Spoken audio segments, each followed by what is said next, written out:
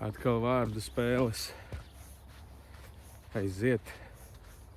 Mēģināsim kaut ko izteikt. Gribās tā atklāti parunāt par vēl vienu lietu no savas dzīves.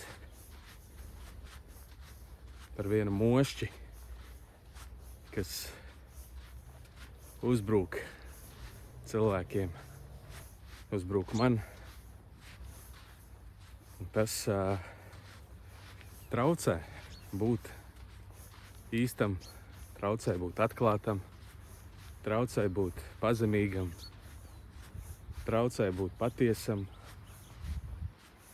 jo ir kaut kāds standarts galvā, ka ja reiz es runāju par šādām lietām, garīgām lietām, par dziļākām lietām, kā tikai šī fiziskā pasaule, ka tas automātiski iedod tev tādu identitāti. Momentā tu jūties kā skolotājs, kā tāds, kurš zina, un kā tāds, kurš māca, kā tāds, kuram ir visas atbildes.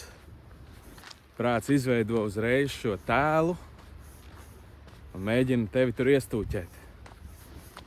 Un tik bieži liekas, ka man ir jābūt viszinošam, visgudram, visspēcīgam. Un tad tur ir konflikts. Konflikts ar sevi, jo realitātē es ļoti labi redzu to, ka es neesmu ne viszinošs, ne visu spēcīgs, ne visgudrs, ne apgaismots, ne apskaidrots, ne nonācis kaut kur galā, lai tagad no saviem augstumiem padalītos ar cilvēkiem. Lai gan es varu atzīt, ka ilgu laiku tas bija kaut kur manī ieaudzis. Tagad kaut kas ir izgaismojies, ne ka es būtu pilnībā brīvs no tā, bet vismaz tu vari nedaudz ieraudzīt pats sevī to viszinību, garīgo egoismu, ka tu mēģini būt tāds mierīgāks, tāds viszinošāks. Tev ir kaut kāda ideja par to, kā izskatās garīgs vai apskaidrots cilvēks, vai no augšienes piedzimis cilvēks. Bet nav nekas sliktāks, kā mēģināt to atdarināt, bet bez reālas pieredzes. Kā mēģināt to atdarināt bez atklātības. Un tāpēc gribās šajā rītā vienkārši izcelt šo garīgo egoismu. Ja pasaulē tu mēģināji skriet pēc baudām, mantas, statusa, popularitātes, atzinības, visu tā, ko pasaule piedāvā, tad tagad tu meklē garīgās mantas, statusu, slavu, atzinību. Un nekas nemainās. Ir tieši tas pats, tikai smalkākā formā. Patiesībā tas pat ir bīstamāk. Bīstamāk ir pieņemt šo identitāti, ka es esmu garīgāks,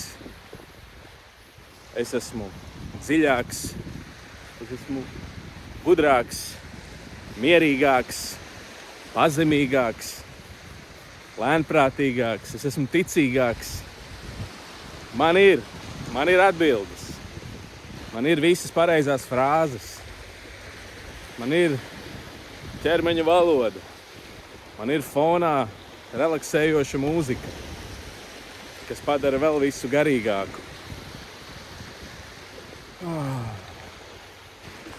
garīgais ego ir reāls. Tikpat reāls kā pasaulīgais.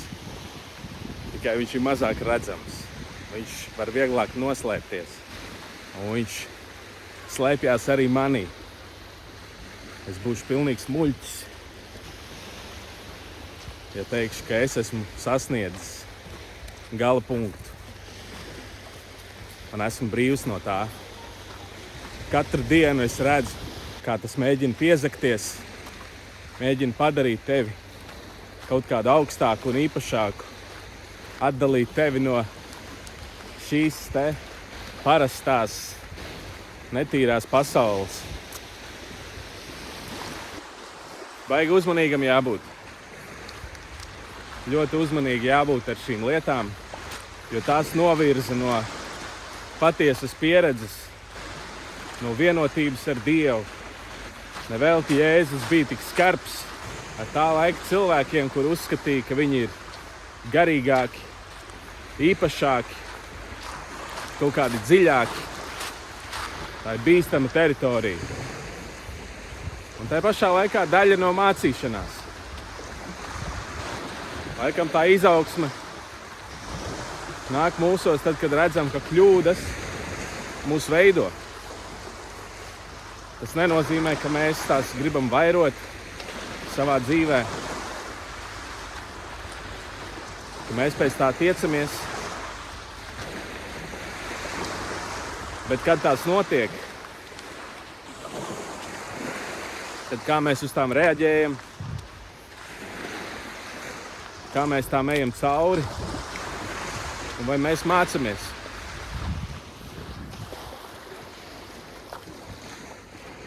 Vai mēs paliekam tajā un sakam, es tāds esmu, vai mēs redzam, ka mēs varam mācīties no tā un kļūt vēl patiesāki, lai tā gaisma izgaismo visu, un lai Dievs dod drosmi ieraudzīt savu patieso dabu, lai varam atzīt lietas, nevis paštaisnībā teikt, kā tas farizejs, kurš lūdza savu augstprātīgo lūgšanu par to, ka paldies Dievam, ka viņš nav tāds kā tas grēcinieks, muitnieks. Un tad uzskaita savus visus garīgos darbus. Lai mēs neesam tādi. Un tajā pašā laikā, lai mēs to spējam ieraudzīt katrā sevī, ka šī daļa mūsos visos ir. Un ja mēs neesam modri un nomodā, tad tas ir laika jautājums. Ja reiz vispār tu esi uzgājis šo garīgo tēmu, lai Dievs palīdz palikt pazemīgam un nemācīt no augstumiem, bet visu godu atdot Dievam, pateikties Dievam par visu un runāt, iesaistot arī savu pieredzi. Nevis tikai teoriju, nevis tikai pareizās frāzes, jo bez tavas pieredzes tu izklausīsies neīsts un kaut kas iekšā mūsos atpazīst to. Citreiz tu vari klausīties kādu runātāju un tu vari piekrist visam, ko viņš saka, bet iekšā ir kaut kas, kas jūt, ka tas ir mākslīgi, ka tas netiek izdzīvots, ka tas netiek praktizēts, un tāpēc nav konekts. Šis vārds nenosēžās, bet tas kļūst dzīvs. Tad, kad tu sasaisti to arī ar savu pieredzi, kad tu kļūsti arī par liecinieku, kas ir noticis tavā dzīvē, kur tu esi klups un kritis, kur tu esi audzis un mēģinājis augt, un atkal nokritis, un atkal cēlies. Man vēl daudz jāmācās. Mans prāts ļoti gribēja pasaulē slavu, popularitāti, atzinību, novērtējumu. Un tad, kad tur sastapos ar sienu,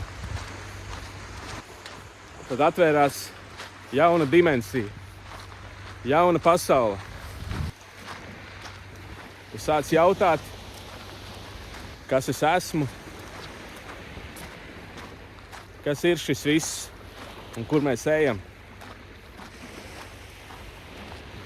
Un sākumā tas jautājums ir patiess, bet pēc tam ļoti viegli ir iekrist jaunās lamatās, par ko jau es runāju, veidot savu garīgo tēlu, savu garīgo ego.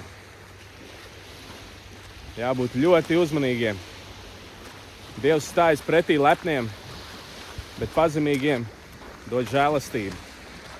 Lai Dievs tevi svētī!